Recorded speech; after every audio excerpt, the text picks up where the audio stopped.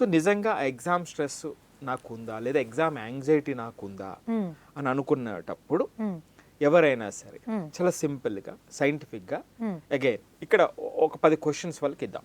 Okay sir.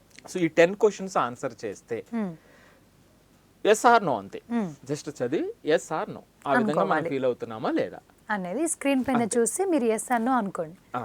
So ఎస్కు 1 mark. Okay. So ఫైనల్గా ఈ 10 క్వశ్చన్స్ ఉన్నాయి ఇక్కడ. ఈ 10 క్వశ్చన్స్ని మనం ఆన్సర్ చేసిన తర్వాత మన స్కోరు 8 to 10 ఉంటే రైట్, అది ఆ స్ట్రెస్ అనేటువంటిది ఇంటర్వెన్షన్ అవసరము, రైట్, క్లినికల్ స్ట్రెస్ ఇంటర్వెన్షన్ అవసరము అని అర్థం చేసుకోవచ్చు. అంటే వాళ్ళకి కొంత థెరపీ కావాల్సినటువంటి అవసరం, రైట్. నెక్స్ట్ అట్లాగే 5 to 7 ఉంటే కొంచెం ఆ mild to moderate. Next 0 to 4 ఉంటే వాళ్ళు రిలేటివ్లీ ఓకే.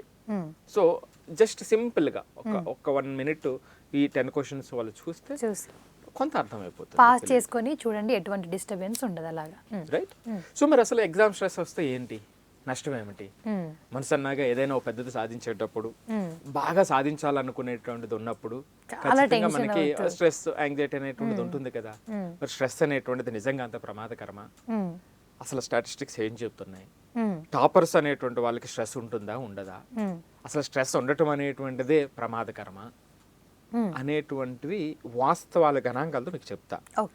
దానికన్నా ముందు అసలు స్ట్రెస్ రావటం వల్ల ఏం జరుగుతుంది, సైన్స్ ఏం చెప్తుంది, న్యూరో సైన్స్ ఏం చెప్తుంది? దీంట్లో మనకి బ్రెయిన్లో ఒక 2 ఇంపార్టెంట్ పార్ట్స్ దీనికి రిలేటెడ్. మనకి ప్రీ ఫ్రంటల్ కార్టెక్స్ అని ఈ ముందు భాగంలో ఉంటుందన్నమాట.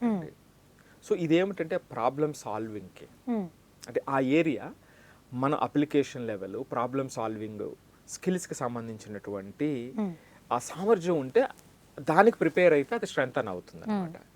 సో మనం ఇక్కడ ఎగ్జామినేషన్లో మోస్ట్ పర్టికులర్లీ కాంపిటేటివ్ ఎగ్జామ్స్కి వచ్చేటప్పటికి ఏమవుతుంది అంటే ఈ ప్రిపరేషన్ ఆ పార్ట్ని స్ట్రెంగ్తన్ చేస్తుంది. ఆ పార్ట్ ఇమీడియట్గా మనకు బాగా వర్క్ చేయాల్సినట్టు అవసరం ఏర్పడుతుంది. రెండవది ఏమిటంటే అమెగ్డాలా అంటారు. ఇది జనరల్గా ఏమిటంటే ఒక భయాన్ని ప్రేరేపించేటువంటి, అది ఎప్పుడు బాగా యాక్టివేట్ అవుతుందంటే ఇప్పుడు నిజంగా ఒక టైగర్ని మనం ఇమీడియట్గా ఇప్పుడు చూసాం అనుకోండి, వెంటనే ఒక భయం వస్తుంది వెంటనే. సో ఆ అమెగ్డాలా అనేటువంటిది యాక్టివేట్ అవుతుంది, రైట్. సో ఇది యాక్టివేట్ అయినప్పుడు ఏమవుతుంది, అప్పుడు ఏమవుతుందంటే ఈ ప్రీ ఫ్రంటల్ కార్టెక్స్ అనేటువంటిది వర్క్ చేయడం సగం తగ్గిపోతుంది.